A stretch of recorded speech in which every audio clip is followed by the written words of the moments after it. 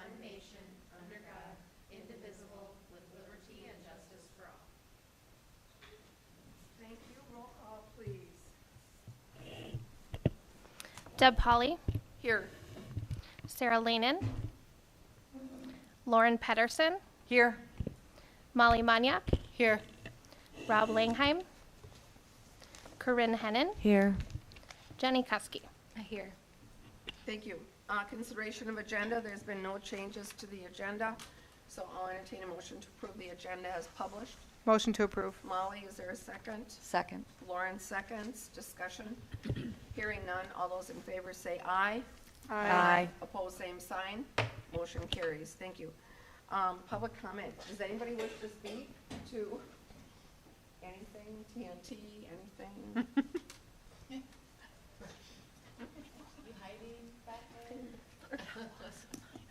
Thank you. Okay. Next, we have our consent agenda items. We have the minutes from the November 12th regular meeting, the November 15th special meeting, the November 25th special meeting and workshop meeting, the November financials. The donations that we have are $45 from Mighty Cause for the JES Backpack Program, $75 for JHS Reach Program from Burnsville Women of Today, $150 for JHS Band from Harold and Nita Schobert, $150 JHS Band Cynthia and Joseph Mee, $150 JHS Band from Christine Rausch, and $40,000 from the Jordan Pride Booster Club for subsidizing various activity expenses. We have several policies all listed. Matters of employment, we have the resignation of Kimberly Williams, special ed para in the high school, and we have a leave of absence for Jenny McDonald, Sarah Hodek, and Abigail Johnson. I will entertain a motion to approve consent agenda items. Motion to approve consent. Lauren, is there a second? I'll second. Corinne, seconds. Discussion, questions? Hearing none, all those in favor of approving consent signify by saying aye. Aye. Opposed, same sign. Motion carries. Thank you. Okay, review and act on the FY24 audit. So welcome. Thank you. It's good to see you all again. I've got some slides. We're good to throw those up. My name is Casey Tome. I am an auditor out of the Mankato Ide Bailey office. I've been at Ide Bailey for about 5 years now, and I've been working on the Jordan Public Schools audit since I started here, so I'm getting a good feel for it now. We audited the fiscal year 24 year, which is what I'm going to talk about today. That period runs from July 1st, 2023 to June 30th, 2024. The purpose of this slides is basically just to present you guys with the summarized information of those huge reports that you've got in front of you. It allows for a more clearer picture of the district's financial standing right now, and it also compiles data from several years, which the audit report doesn't really show the past 10 years or so, so we like to spell it out so you can guys can kind of see the trends over the past few years and analyze that in that way. The timeline for our audit, we started our planning procedures in June, July-ish, when we started calling Amy and bugging her for some stuff. Field work, we came out here on site mid-October or so. It's just easier for us to view some of that stuff while we're here, and you guys always make us feel so welcome, so we love to do that.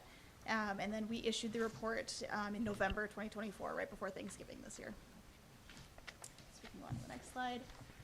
The district received a clean audit opinion, which is we call an unmodified opinion. Basically just means that we concluded that the financial statements were prepared using correct accounting principles, they don't contain material misstatements, and then they're fairly presented. Another thing we like to point out is that those three responsibilities are the responsibilities of management, of you guys here at the district. Our job as auditors is basically just to give you an opinion on whether we think that those are proper. So that's what we did. Like I said, we deemed it all as good this year. Another point we like to mention is that we can't give you guys absolute assurance. You know, it's just impossible for us to test 100% of the transactions that you guys have here at the district or review every single journal entry. So we give our best opinion on it, but we can't give you guys absolute assurance for that reason.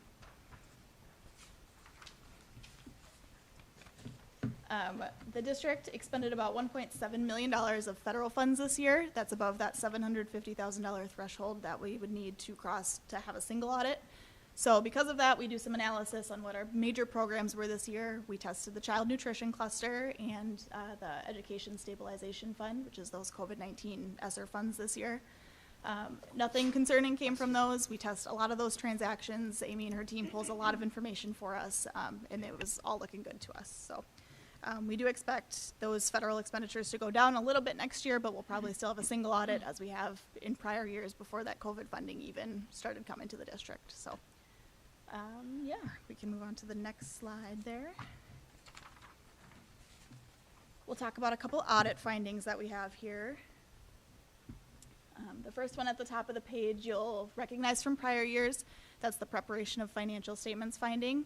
Basically what that means is that the district just employs us at Eide Bailey to prepare the financials. We do that out of ease. It's really quick for us to just throw it together as part of our audit procedures. Takes a load off you guys and stuff too, and it's really just a convenience thing. Every school district that I audit in Minnesota, we do those financial statements. So we expect to see that finding again next year, and probably following years after that too. The second finding we have, the second finding that we have is that material journal entry finding. We explain this a little further there's a letter that's in front of you, that smaller packet, if you want to know more details about it. But basically there was just one adjustment that we needed to make this year that was a little too big to pass on.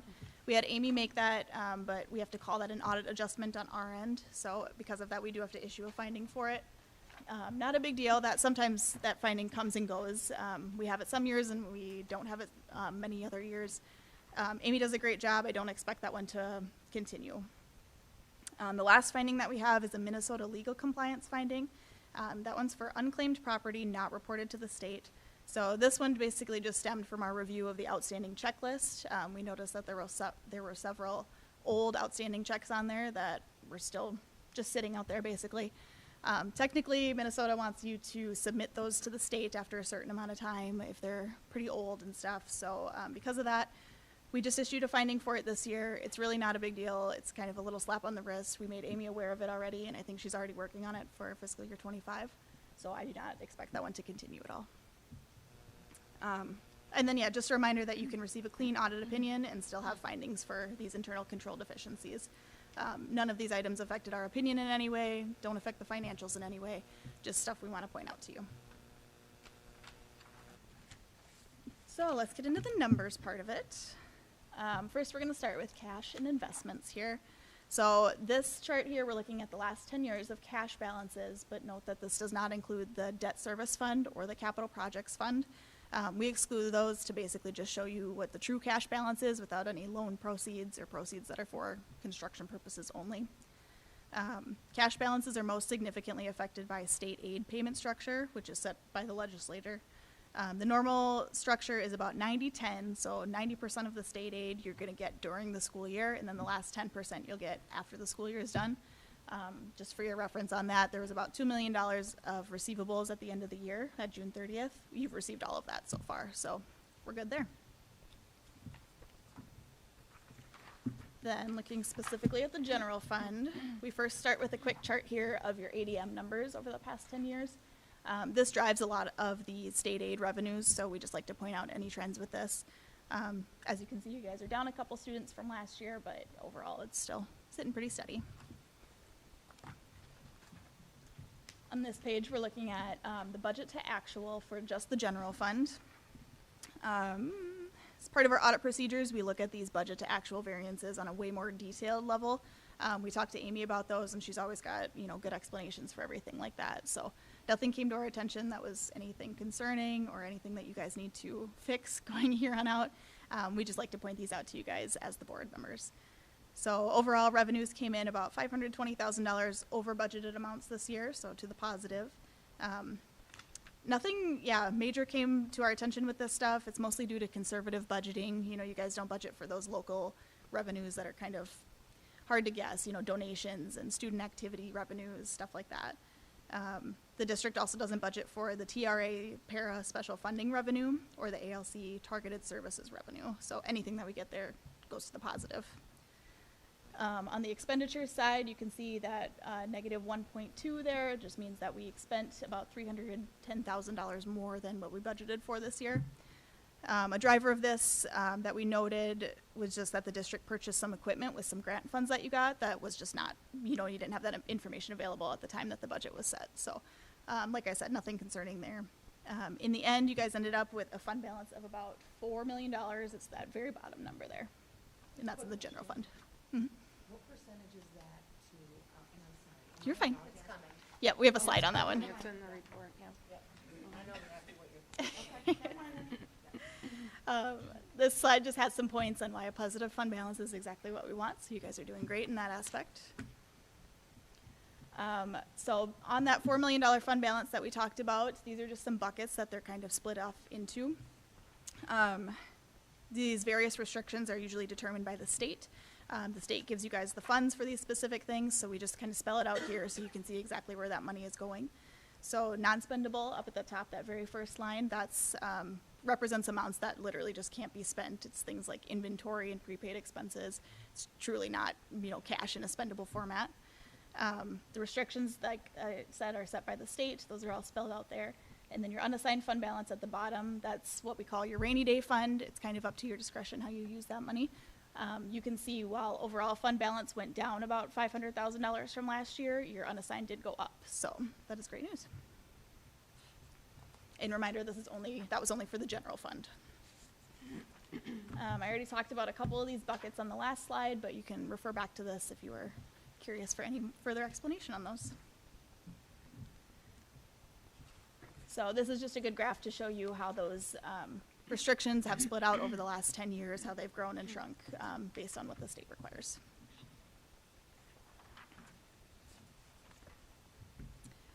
All right, on this slide, we just want to point out the OSA recommendations for the unrestricted fund balance for local governments. This is not school district specific, so they say you want 35 to 50% of operating funds. That's usually not the case for school districts. You guys have way more reliable sources of income. So usually, most of the time, these districts carry much less in their unassigned fund balance for that reason. Your guys' policy is to maintain minimum unassigned general fund balance of 12% of your annual budget. So for fiscal year 24, that target amount was about $3.1 million.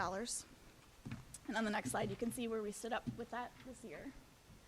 So we just came in slightly below this year. Anything concerning here. We're just below the minimum. And it's you guys set this policy. You can change it at any time with a board resolution. There's no monitoring of this. There's no regulation on whether you meet this policy or not. It's just an internal tool for you guys as the board members to analyze how things are going. So that was mostly the general fund that we touched on. Let's talk about a couple other funds here, starting with the community service fund. Still ending with a positive fund balance in this one, so that's great. We're showing the fund balance trends over the last 10 years like we have been with the rest of the slides. Most of our districts, you can see that dip in these during the COVID years, the pandemic, when none of these activities were running and stuff. You guys have recovered greatly from that, I'd say, and you're sitting right around $300,000 this year. For food service, we are also doing great here. We have that maroon line on there, as you can see. So this indicates the maximum allowable fund balance, which is set by the state. This is equivalent to 3 months of food service expenditures, basically.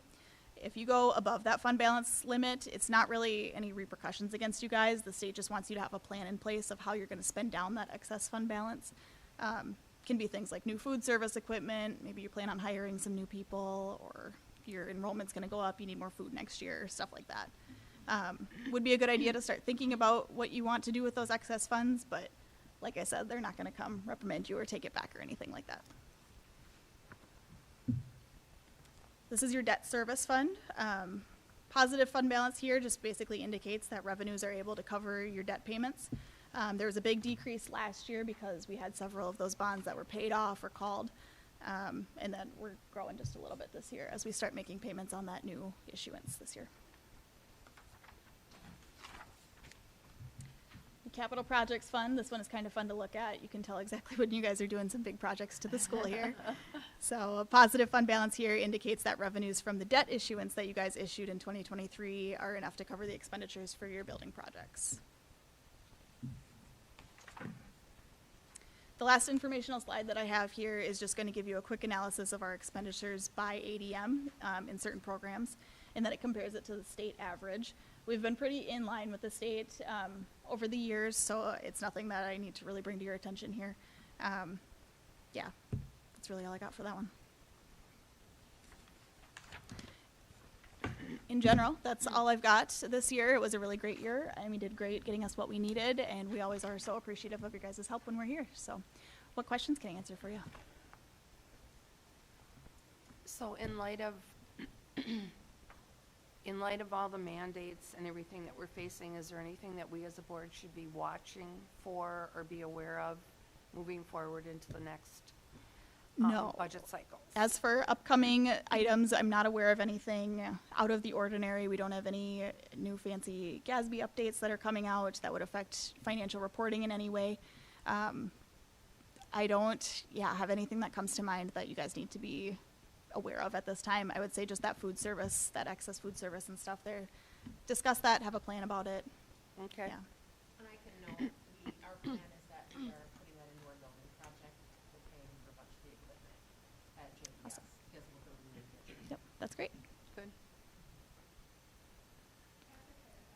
Yeah, absolutely.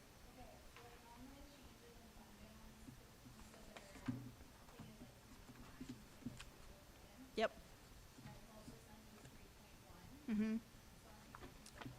So, let me, it's based on, I gotta do the calculation here.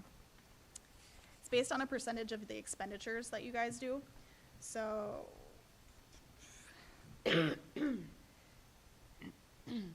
you want to maintain a minimum unassigned general fund balance of 12% of your annual budget. We targeted about $3.1 million for this year. And then on your changes in fund balance, it's just that unassigned, that very bottom number. So on the changes in fund balances tab, it's about 3.02. So we're literally barely under it. Does that make sense?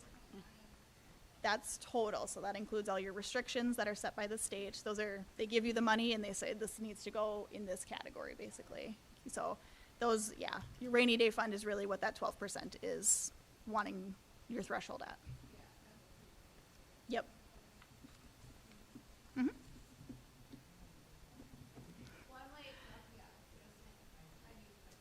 Yep. I just want to point out, just for the rest of the board and the public, that when you look at your expenditures for ADM, we're spending most of our dollars in instruction, which is where it should be, and in our administration, which is your leadership team, and things like that. We are below the state average, and we are below the average for schools that are the same size for both 23 and 24. So our administrators can be very fiscally responsible and sharing and doing things that we're doing is working. Mm-hmm. Wonderful. Other questions or comments? Well, thank you very much, and thank you for the collaboration Yes. and the cooperation. Absolutely. and, Thank you, guys. the We appreciate you guys a professionalism. lot. So So thank you very, very much. reach out, tell Amy if you have any other follow-up questions, and I'd be happy to answer them. Thank you. Thank you. Great. Okay, that is an action item, so I will need a motion to approve the audit. Motion to approve the audit? Lauren? Second. Molly, is there further discussion or questions? We're just approving the results of the audit, or? Okay. All those in favor say aye. Aye. Opposed? Motion carries. Thank you. Truth and taxation presentation, Ms. Haferman.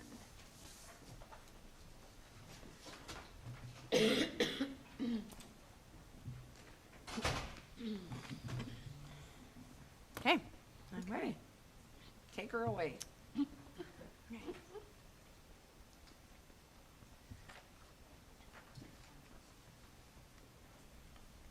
Okay. Next page. So, we're here tonight for Minnesota's truth and taxation requirements for the cities, counties, and school districts that we have to follow. So one important part of that law requires a mailed notice to each property owner in the county, which describes the tax levies proposed by the city, county, and school districts and what % increase such a levy would mean in dollars. Next slide. A second part of the law pertains to a truth in taxation, public meeting for each taxing district. You are here tonight as part of the school district's public meeting process. Earlier this evening, community members had the opportunity to speak during the public comment portion of the school board meeting. So some of the requirements are, we are to discuss the property tax levy for taxes payable 2025, provide and discuss information on the current budget for the fiscal year 24-25, and the public must be given a reasonable amount of time to comment on the proposed property tax levy and budget and ask questions. So some points to remember. The revenue formulas are set by the state legislature except for the voter-approved referendums. Local levy and state aid mix are set by the state legislature. And also, an increase in local taxes does not necessarily mean an increase in revenues for the school district. So now we're going to talk a little bit about our current year budget for the 24-25 school year.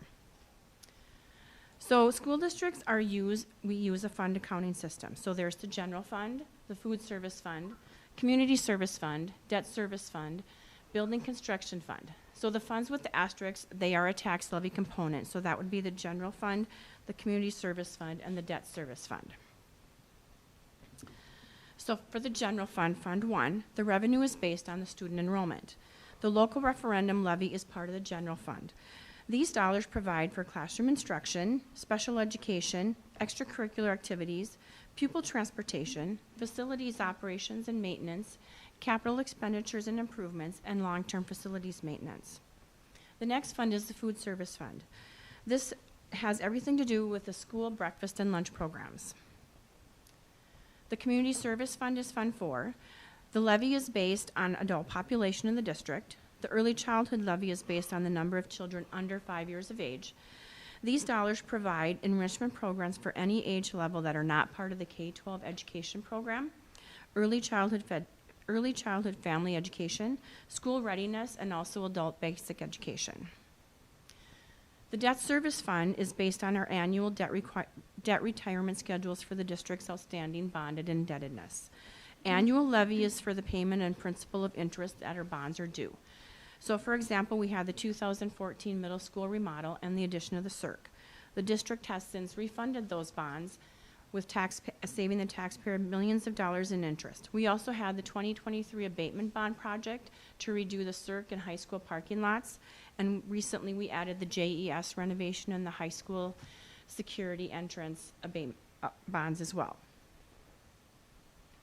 So the 24-25 budget overview, as you can see, our actual expenditures in the general fund, food service, community ed, and debt service totaled $32,758,000. The adopted budget is set at $33,139,000. So the 23-24 numbers are actual audited numbers. The 24-25 are adopted budget numbers, and please be reminded that these are only a projection and a revised budget will be coming in the next couple of months. So our general fund, the revenue comes 83% is state aid, about 14% is local revenues, and about 3% is federal dollars.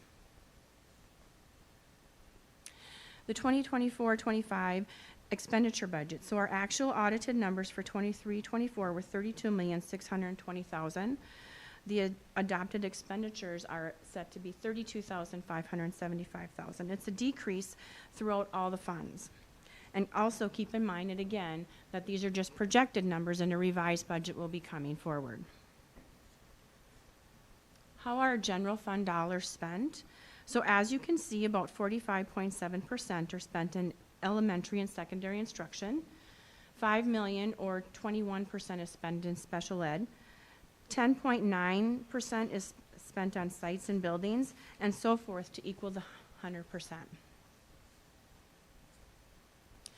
Expenditures for 24-25 are 58% is projected to be spent on salaries, 17% on employee benefits, 16% on purchased services, 4% on supplies and materials, and about 4% on other expenditures.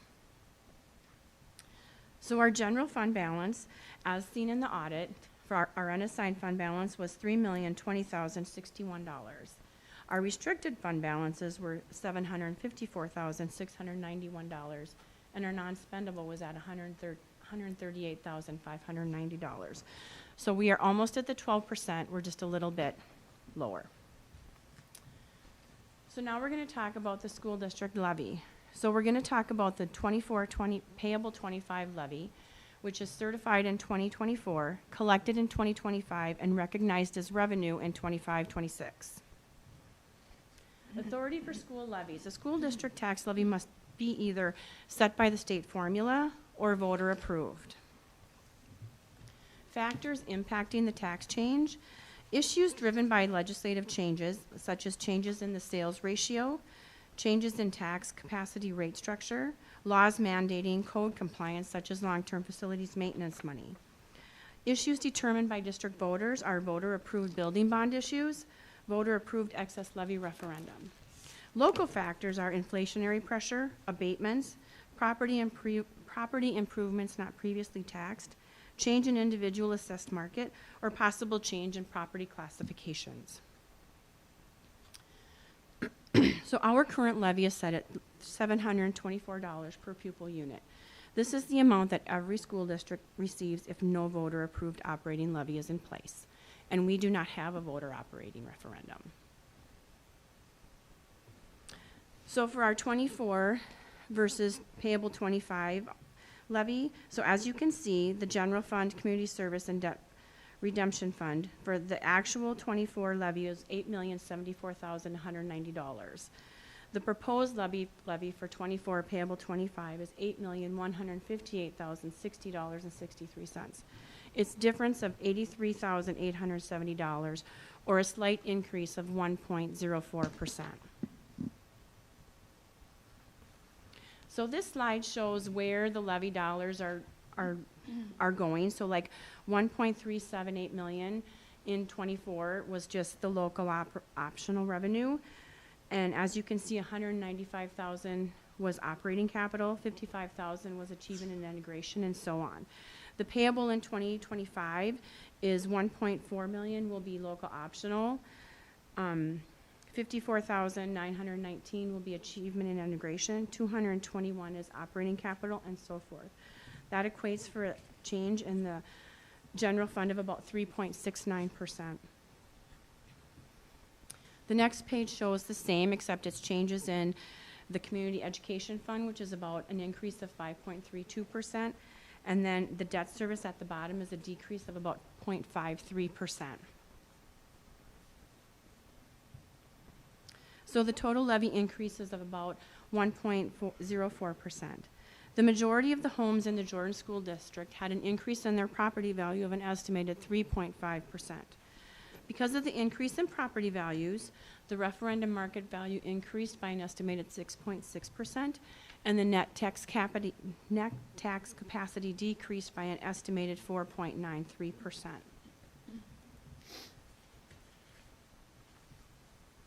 So some of the estimated tax impacts, these are just estimates, but like a residential and commercial building had an increase of 6.5%, they're going to see their taxes go down depending upon their home value by approximately $42, with a home value of $721,000, which would now be valued at $800,000. And this also gives some numbers for commercial industrial land and also agriculture homestead and agricultural non-homestead. So the Jordan Public School residential homestead and tax trend. So this is based on, this chart assumes a 3% increase in home value for 2018 to 2022. A 24% increase is assumed in 2023, and a 3% increase in 2024, and a 6.5% increase in 2025. And the bottom line is what their school taxes are. So a home with a value in 2018 valued at $261,300 paid $1,161 in school taxes in 2018. That same home would be estimated value at $400,000 today, paying $1,506 in tax, but a lot of that is because of the new building bond. Our district also takes advantage of some ag to school credits. And what that is farmland or farm owners, some of the portion of their taxes will get paid with state aid instead of levy. So in our district, approximately $314,000 of the $5 million that farmers and landowners pay will come from an ag to school credit. And that just means we get those dollars from the state instead of property tax levy. So whereas pursuant to the Minnesota statutes, the school board of the Jordan School District, Jordan, Minnesota, is authorized to make the following proposed tax levies for general purposes. The general fund, $2,935,906.17. Community service, $131,608.95. Debt service, $5,090,545.51. For a total proposed school tax levy of $8,158,060.63. So therefore, be it resolved by the School Board of Jordan School District, Jordan, Minnesota, that the levy to be levied in 2025 to be collected in 2026 is set at $8,158,060.63. The clerk of the Jordan School Board is authorized to certify the proposed levy to the county auditor of Scott County, Minnesota.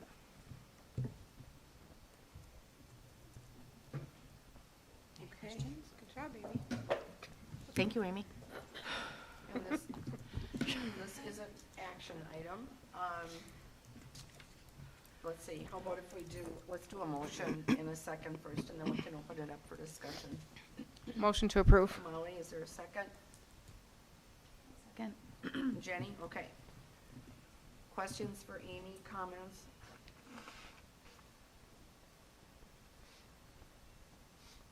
I think you did a great presentation. Very thorough.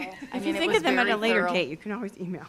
So, can you put that presentation back up really quick? I just want to make sure I'm understanding it. The tax levy is going to be the 1.05% increase, but taxes are going down? It's because of the net tax capacity increased, Uh-huh. and so the taxes are being spread out more Okay. in our school district. Because there's more people. There's more people, more homes. Yep. Okay, but the average tax on the house is going to go down by like whatever percentage? Okay. Yes. Because there's more people. And we are doing the max we can do, which includes the 700 and whatever dollars per Yes. pupil? Yep. Okay, The LOR. thank you. Yes. Any other questions? Okay, if not, is this a resolution? Yes, it is. So, we have a motion and a second. Roll call vote, please. Lauren Pedersen, Yes? Molly Maniak, Yes. Corinne Hennon, Yes. Jenny Kuski, Yes. Deb Polly. Yes. Motion carries. Thank you. Okay. Why'd you stay up here? Because everything has to fall in one night. Yes, okay, so we're on to 7.3, review and act on the 24 payable tax levy certification. Yes. So in September, the school board approved the levy that was at that time. Now we just have to certify it. The same levy, payable 24-25, taxes recognized in 2026.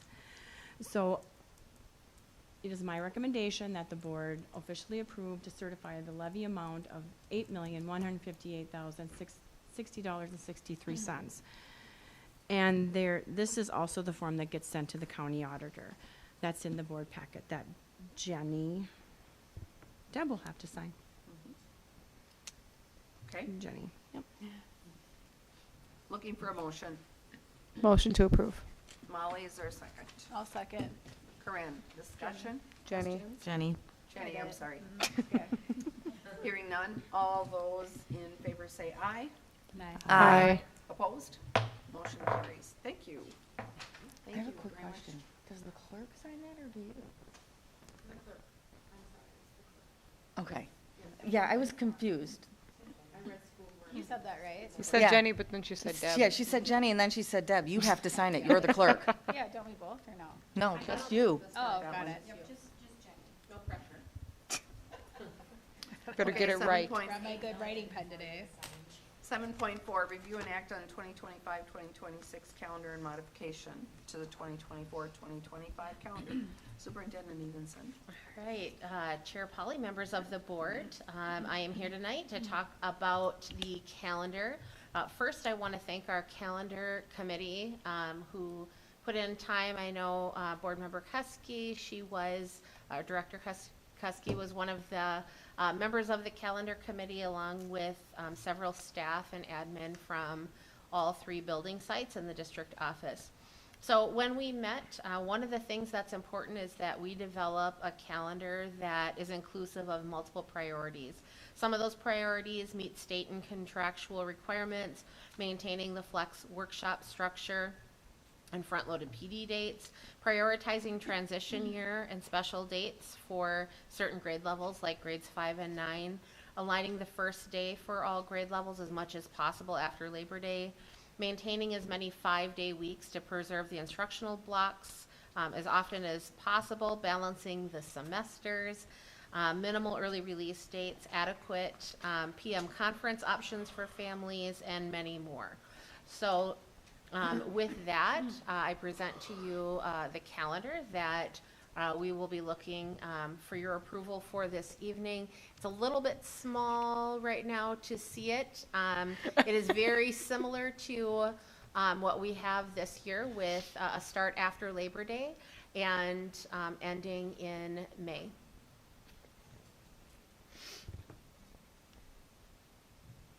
Okay, looking for a motion to approve the 25-26 calendar. When is commencement? The 22nd? It's on there. Okay. 22nd. Yep. Okay. So Friday before Memorial Day. Friday the 22nd. Okay. Yep. Friday before Memorial Day. A motion to approve the calendar. Jenny, okay. Is there a second? Second. Second, Molly. Okay. Questions, discussion, comments?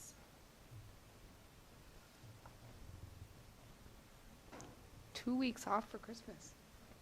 It's one of those years where, That's crazy. yeah, I mean, But it you just, don't get the Wednesday before Thanksgiving. yeah, I mean, and that's a trade-off, right? So we looked at that. Do we do the Wednesday before Thanksgiving, or do we, give a solid chunk of time for families over the winter break? And that predominantly was what they wanted. Taking a vacation. Planning now. I might go to Florida next Christmas. Just kidding. Any more comments or Looks good. questions? Good work. Thanks. Okay. Yeah, we the have a team did a motion. really good job. We have a motion and a second. Further discussion? If not, all those in favor of approving the calendar signify by saying aye. Aye. Opposed? Motion carries. Okay, we can let the public know so they can do some Can I add one more planning. Yes. thing? I'm so sorry. The one thing I didn't talk about was for this year's calendar, there's also an executive summary listed to modify the last day of school so that we can pack and plan.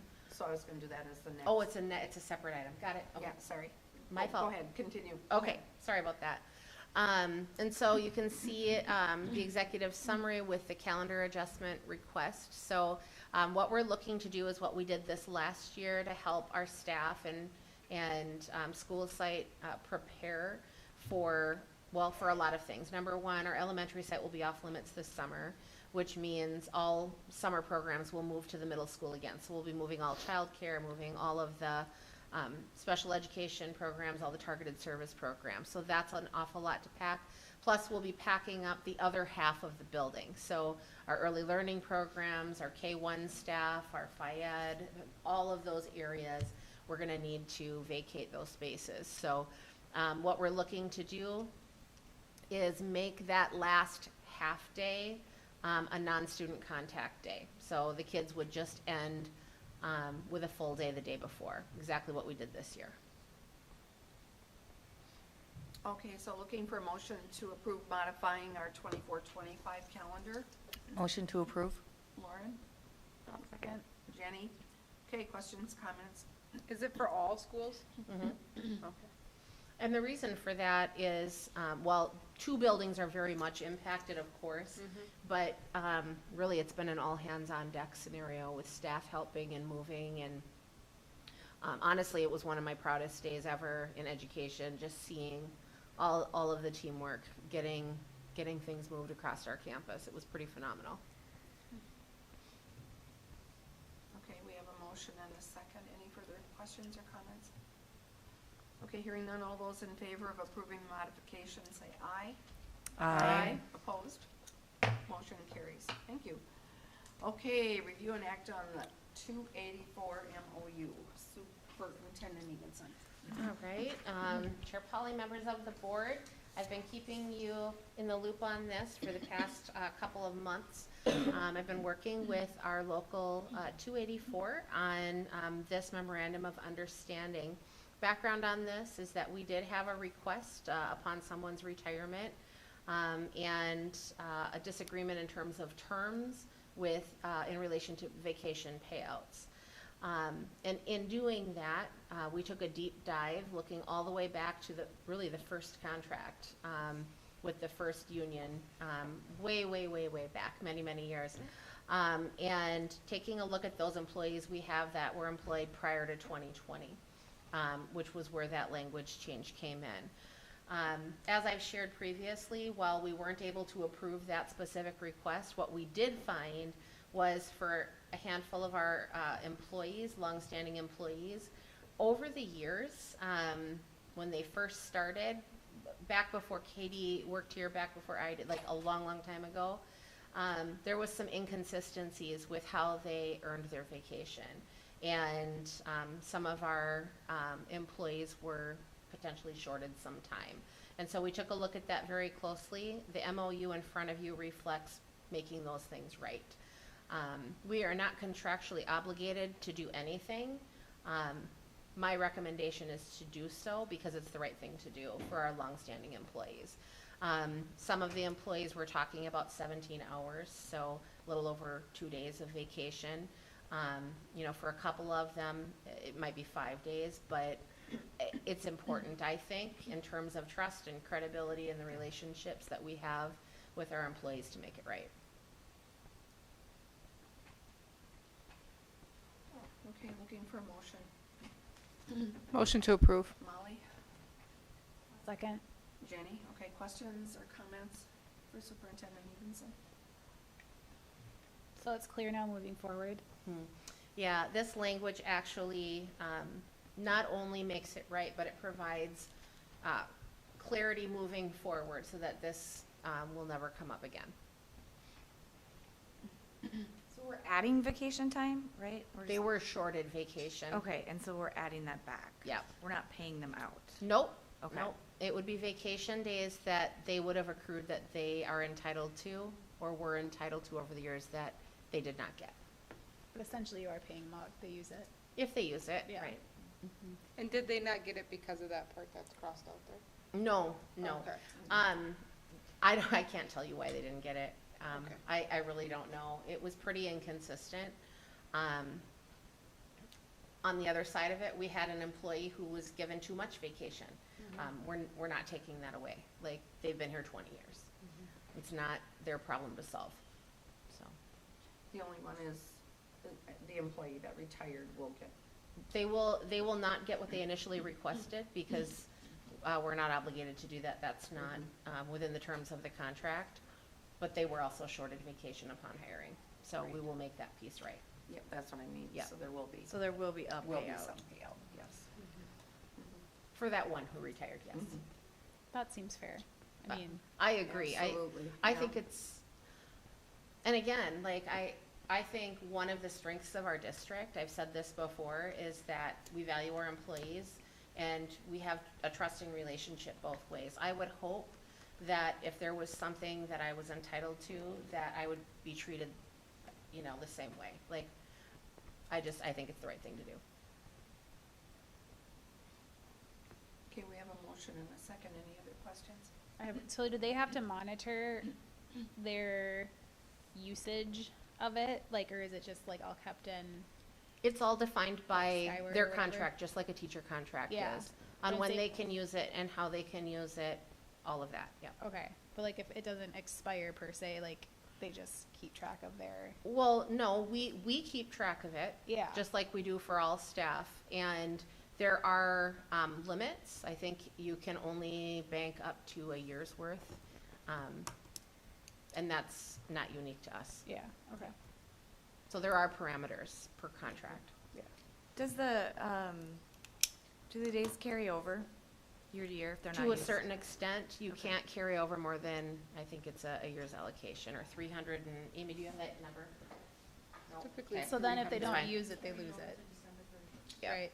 Yeah, Yeah. so there are parameters and allocations, so that you can't just keep growing vacation forever. No, you will lose it, just like I lose it if I It's don't like use it. 300 hours typically, Yeah. yeah. Yeah, I'm sure it's in here. I just don't have it on the top of my head.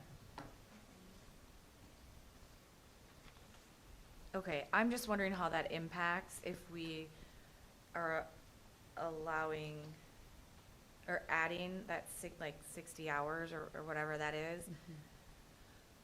It's minimal. Okay, like they'll be able to use that and that's not gonna, Well, Impact. they might be able to use it. Okay. If they don't use it, eventually you do lose it. okay. I should have mentioned also, our legal counsel drafted this for us, who works on really all of our contract parameters. Also, for the local 284 group, their legal counsel looked at it as well. And this will go into effect today or this would go into effect next Today. year? Today. Because then that impacts like their rollover, right? Mhm. Like that's what I'm just thinking through, it impacts their rollover, so if adding this impacts their rollover and then they lose it right away. Well, they would like this to happen. I know, but you know what I'm saying, Yeah. like, No, okay, if we the- made exceptions for the two that already are maxed out, and that's within the MOU Okay, that you would have read. So we made that exception to allow a one-time for those two people. I think Tammy is one of them. I forget who the other one Okay. is. that's Speak- just what I wanna yeah. clarify, to Yeah. make sure that we don't give it and then it's like, sorry, we're rolling Nope, over and we you're made an over. exception for those Got it. two. Yeah, I see what you're asking. Yep, Yeah, like if they were already maxed out, you're saying? Yeah, And it's 2 times their yearly allotment. yeah. That's what it's- Okay. what they can Thanks, accrue. Amy. Did you have that? Yeah, we answered We're, it. we're good. Yeah. Thank you. Yeah. Good questions, and I just appreciate everybody's involvement in doing this. Okay, we have a motion and a second. Any further questions? All those in favor of approving the MOU signify by saying aye. aye. Opposed? Motion carries. Thank you. Okay, review and act on the vending machine services. Alrighty. So to give you all a little bit of background here, we previously had Pepsi as our primary vending, a little bit of vending in the high school commons, but primarily in teacher lounges. Pepsi is getting out of that business, so they notified us that they would no longer be able to do that for us. So went out and looked for a new vending company. CNS was the only one that was willing to work with us, so that made it pretty easy. Looking for approval to add 6 vending machines. We'll be adding 1 to the high school commons, 1 to the high school teachers lounge, and then 2 to the other building lounges. There's no contract, cost us absolutely nothing. And What then products are in the vending machine, just out of curiosity? So CNS is actually pretty cool. They let you choose your products and they have everything. So the building principals did a little survey with their staff and they were able to choose what top 10 beverages they wanted or whatever. So they're all custom to the buildings. So Coke versus Pepsi. Is it Can you just, tell me who won? It's actually a lot of course. No, I'm variety. kidding. A lot of energy drinks. Really? those will be going away. So is there a kickback for, like, do we get a portion of, like, the There proceeds? is. It's a very small amount. Yeah. But yes, there is.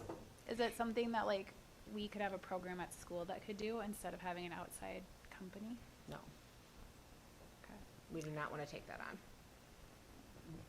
We already have student organizations running our concession stands.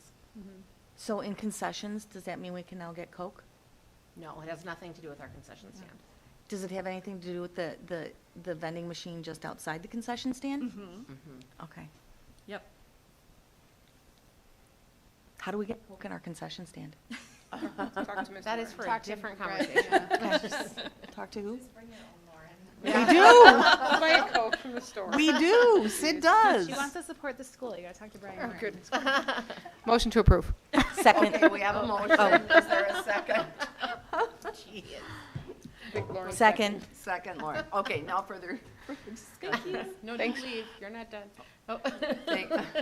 Further questions? Is this where the vending machine went from downstairs? No, so the Cirque actually owned and operated their own vending machine. They Okay. chose to do away with that. So this is totally separate from Got it. that.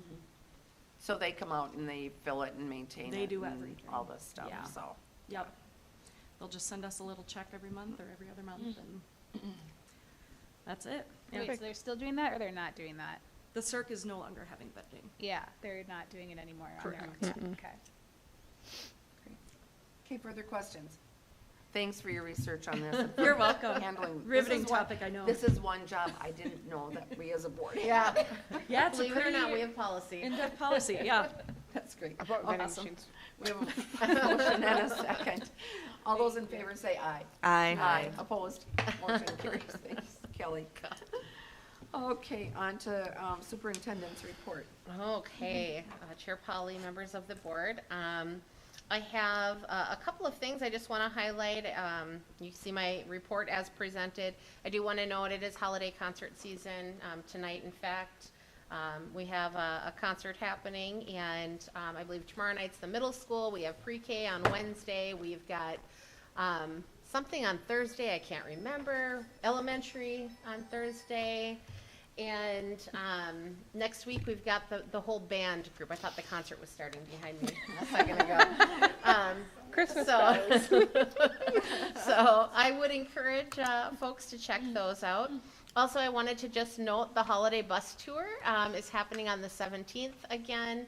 I want to give a shout out to Cullen Bond and Benjamin Buss and all the people that have gone into making the Wheels Up program just amazing. And so folks that are interested from Brentwood Court, Terrace, Schulhouse, can still get signed up. If your family is, living in one of those places, help them get signed up ASAP. They're still looking for donations of cookies. One of the things that I found out too, that group is actually going to be the judges for the downtown window contest, which is an awesome idea. So just wanted to share that that's happening with Community Ed. Another thing I wanted to share is tickets are on sale now for the Boots and Bling. I know planning is heavily underway and sounds like it's going really well this year. I went last year, it was super fun. So I'd encourage folks to buy their tickets. Building projects, we continue to move forward really efficiently. Today when I drove by, I saw there were lights on the front of the building. That was a whole new thing at JES, so that's exciting. As those spaces are completed, we're going to start moving into some of them. So, we're hopeful that sometime January, February, we're in those spaces. So really a big thank you. We have a lot of local folks too that are working on the project, and we appreciate everything that they're doing. Thank you for the approval for phase 2 for the end of the school year calendar, because we're going to have a lot of work for phase 2, which will start this summer, and that will run parallel with the Sunset Drive project. It is going to be quite challenging to move around up here near campus this summer. So as much as we can get done packing and moving before they dig in and start doing that road project, the better for us. So much appreciation with that. On the coming events and things, I just want to have you note on your calendars the organizational meeting coming up on the 6th. We've got there's a regular board meeting. I think the 25th of January is our retreat, so those are important dates.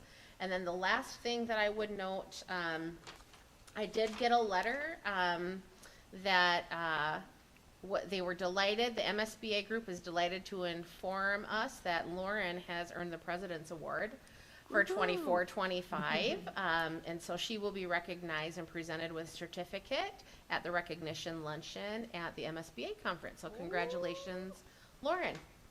Thank you. Yeah. And that's all I have. Any questions?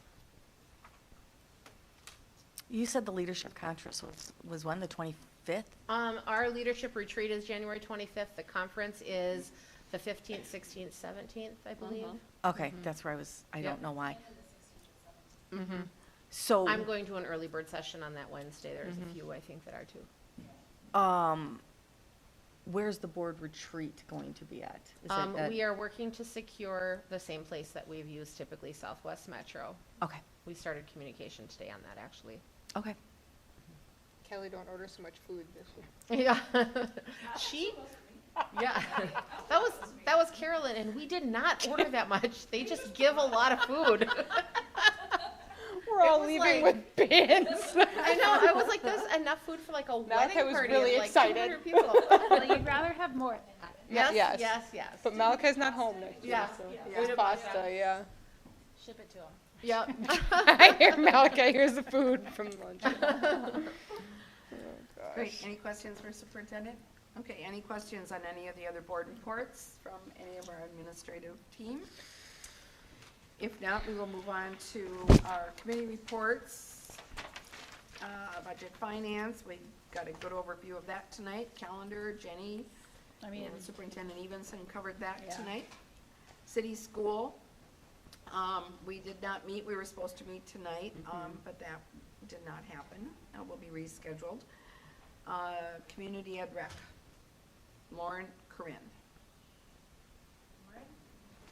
I wasn't at the last meeting. I was out of town for the last meeting, so Okay, yeah, we did meet. I was trying to think of what we talked about. The biggest thing we were talking about was the holiday lights. And Collins secured a coach bus, which is amazing. There was some feedback last year on just like a bathroom, like being able to have a bathroom, having a lift. So there's a lift as well. So they're going to be riding around in a nice bus. So that's cool. Let's see. We talked about all the equipment. All the new equipment is in. I don't remember what else. We talked a lot about basketball stuff, just like the gym. I mean, all that is now, taken off policy, so that's good, and just scheduling. And then Celebrate Jordan will be April 14th. Okay, it'll be April, second week in April. So, right after, like, we'll come back from spring break and then it'll be the next week so that we have a little buffer. So that will start, all those planning is starting now, and we'll start brainstorming what we're gonna do there. 13, thank you. So, I mean, Colin has a lot of ideas there. We got final run-of-the-mill numbers. We had a lot of runners this year. I don't have the numbers in front of me, but like 100 or something. I mean, it was a decent amount of people that ended up showing up and doing the run, like more than years past. So that was good. And I know that was a while ago, but we haven't had a meeting. So that's all I got. Good. Thank you. Any questions for Corinne? Thank you. Let's see, district advisory, Jenny, I don't think. I didn't go to the last one. I don't think I you think were- they were just reviewing stuff that we had I think already. I presented on the construction. Renee, yeah, Superintendent Evenson presented on the construction project, and Renee, Aaron just did an overview of where we're at with the READ Act and achievement and integration work, so.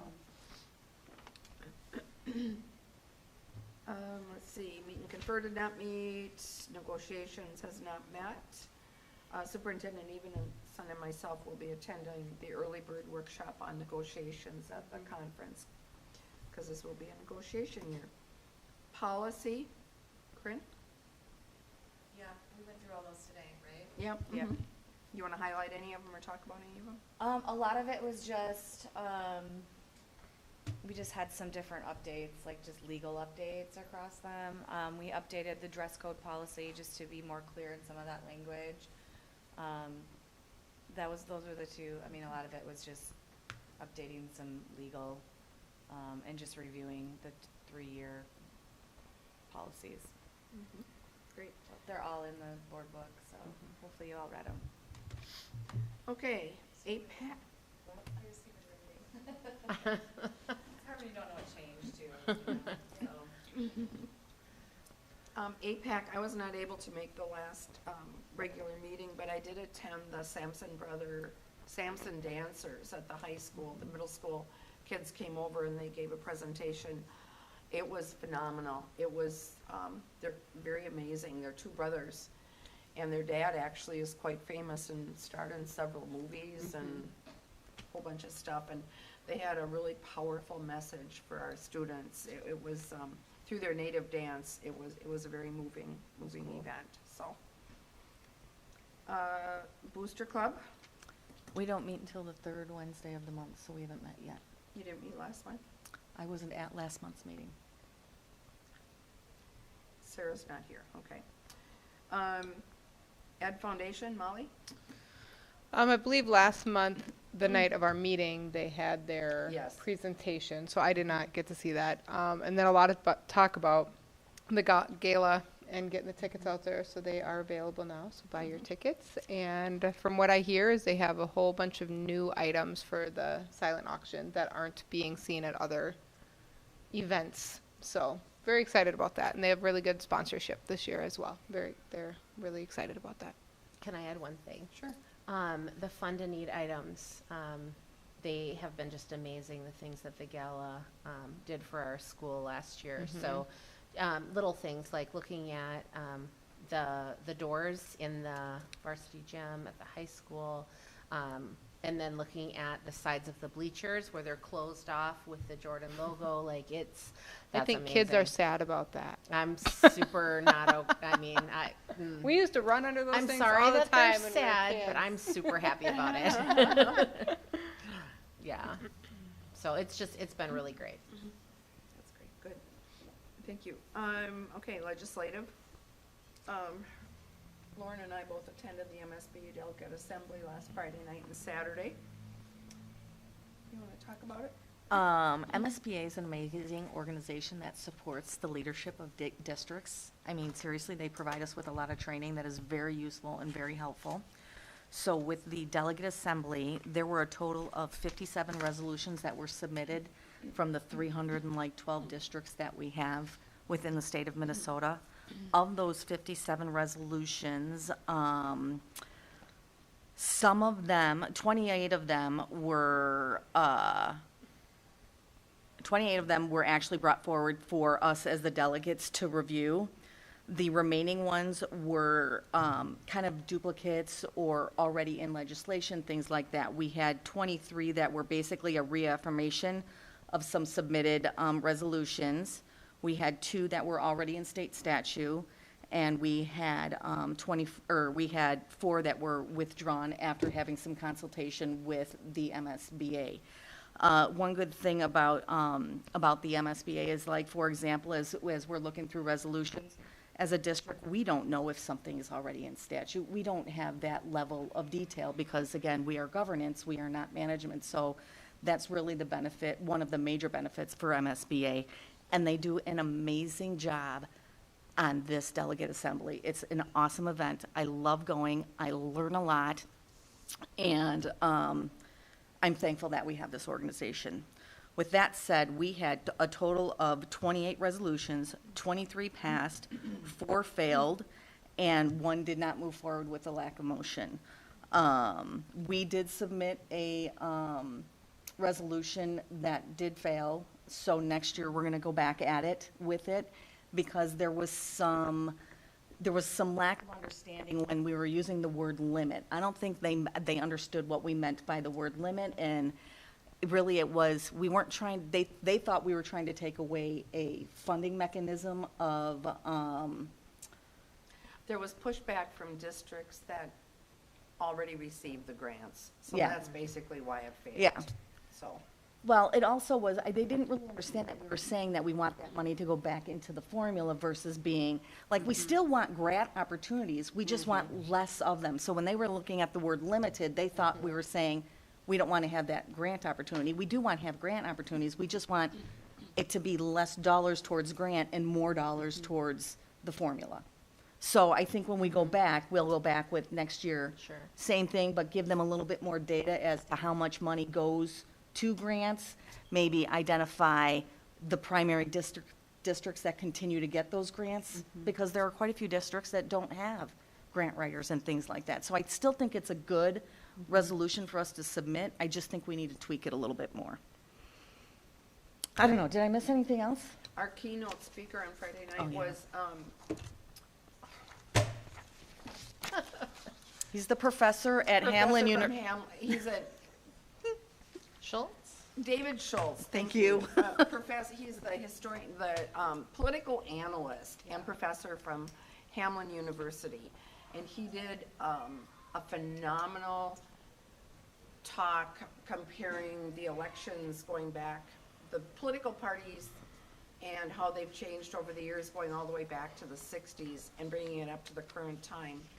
And he did a great job of defending where school districts have gotten in the last year. I'll leave it at that. It was pretty powerful. He was really good. He was very good. Yeah, it was a good event. So, It's a great, I mean, I cannot, when I look at that event, I just cannot believe how much training that MSBA does. And they kind of really watch the backs of the districts and the boards, because we don't have that in-depth knowledge that they have. And they are the organization that goes to the legislators to try and work for and advocate for local control, which is what we want, because generally things that the state determines from a mandate perspective requires additional funding that they don't provide, period. So this is how our voices are heard. And I guess I'm going to encourage that we all go to the state capitol in March, because they encourage that as well, and talk to our legislators about what we need and how we want to maintain local control. I will say that the outlook that we got from all the boards there and from Mr. Schultz and from the MSBA team, bleak financial, very Oh, yeah. bleak. It was not uplifting. So hopefully that there can be some legislative changes, but he's really anticipating that there's going to be just major gridlock that will do nothing this year. That's what Mr. Schultz is predicting. Okay. Let's see, MSHSL, gearing up in a couple of weeks, I'll be on the committee that's gonna be reviewing the AAA Excel winners, or recipient, or applicants. Also, the MSHSL this week voted that they are not going to, Molly, this is for you. They're not gonna be having girls softball tournament at Caswell anymore. They are not. They are That's a not. good They're- thing. They're moving it to the U of M. Wow. That's, Yeah. wow, that's been years. It's a big deal. Yeah. It because is a big all the deal. other teams get to play up Yeah, at the that's stadiums up fantastic. there, so this will be really good for softball. Yeah, that was a, Wow. that was a big Mhm. scale. I believe you guys have scale Friday. Yeah, scale is Friday morning. Okay, SEAC, Molly? Yeah, so we just gave a circ update, talked about esports, trap, fishing, just kind of talked about the different opportunities for kids throughout the district. We did have, I believe, 2 parents join us for the SEAC meeting this time around. They did bring up asking about music therapy in Jordan Public Schools and if that was offered. And at this time, it is not offered, but Chad was going to reach out to see what they have through Scott County and some different music therapy options there. They gave updates on SOAR, the high school, all the different schools for these parents too, and they just had some really good questions, and it was a good meeting. Good, thank you. Southwest Metro, we have a meeting next Tuesday night. We do have a new finance director. The finance director from there, Brian Fell, left and is going to be the finance director in New Prague. and they did hire a new gal, oh, I don't remember her name, but they did hire a new gal. So otherwise I'll know more next week. Okay, any personal or any items, let's see. I just wanna commend the district, and all those that took part in the Jordan Dazzle Parade. I wanna thank the choir and the band, and, for our district for having a float. It really was a super fun night, so thank you for the participation from the district. High school play was incredible. I did attend the Committed and Caring Conversation in the high school a couple weeks ago. It was very, very well run and very, the kids were quiet that day. There was a hard time getting conversation going, but it was a good session. I think that's all I've got. Lauren? Are they gonna do more of those conversations for carrying and committing? Because I They do wanted to them go to that throughout one. the year. I wanted to go, but I had a conflict and I couldn't attend. I don't remember if I was out of town or I had a meeting or anything like that, so. Sarah will send, often she'll send an email invite, and I always try to put it in my weekly update when I get that invite too. Okay. I don't have anything, but I just wanted to comment on the fund balance, Renee, because I think you've done a fantastic job when you're looking at the history of the fund balance.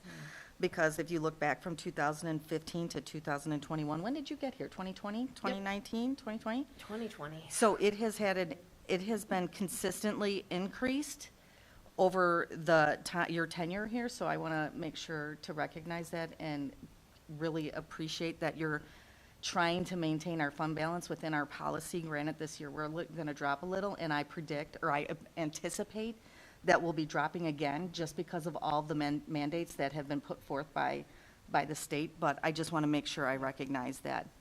Nice job, man. It's team, it's Amy.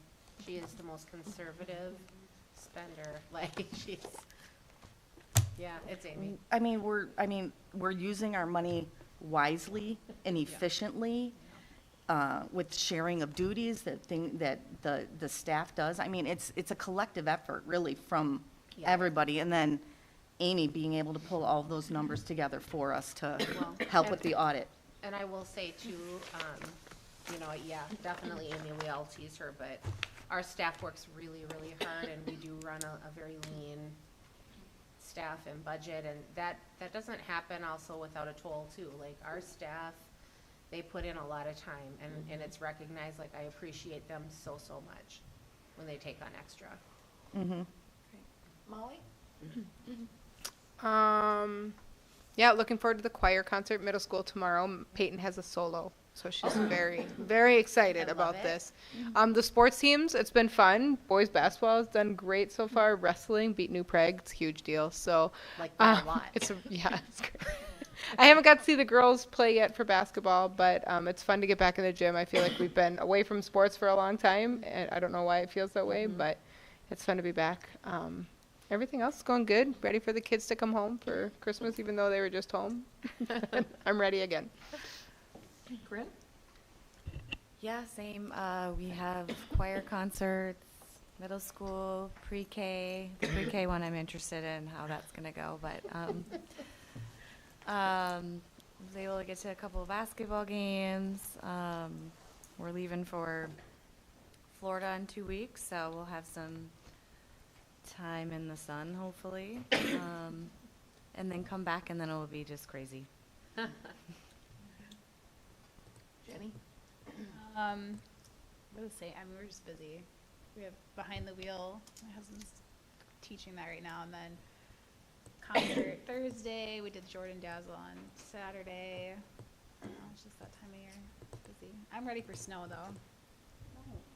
Yep, that's right. 2 feet. Please give it to us. Yeah, I'm sorry, Nordic ski friends. I'm real happy without the snow. No, I am rooting for 2 feet of snow before Christmas. See, I look at Elise over there. She's happy too, because then I don't call her at 4 a.m. You don't run an urgent care that you're supposed to go into work for. I can't stay home. It's true. I'll but cancel medical. can't cancel the weather, Molly. No. Lauren?